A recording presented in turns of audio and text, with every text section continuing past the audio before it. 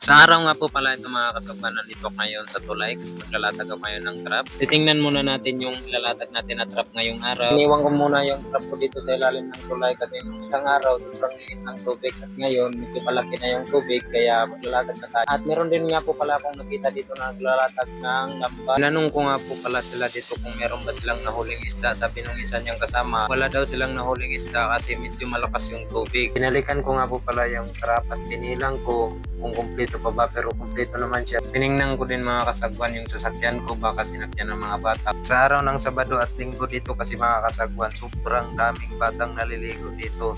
At pagkatapos nilang maligo, sinasakyan yung mga sagwan namin dito. Okay lang naman sa akin kahit sakyan nila yung sagwan namin dito, basta ang importante, pagkatapos nilang gumamit, itali nila ng maayos.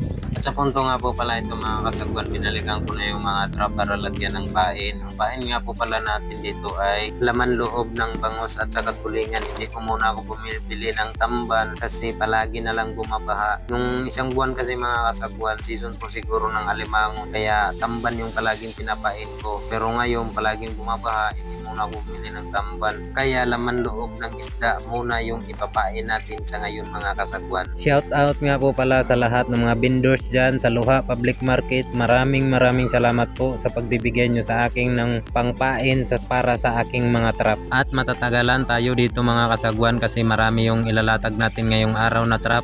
So mga 31 pieces nga po pala na trap yung ilalatag natin ngayon. Sana bukas may mga laman ito para may pang-ulam na tayo. At yung sobra naman ibibenta din natin sa market. At yun lang po mga kasagwan, abangan nyo bukas kung may mga laman yung trap natin. At yun lang po, thank you for watching and God bless.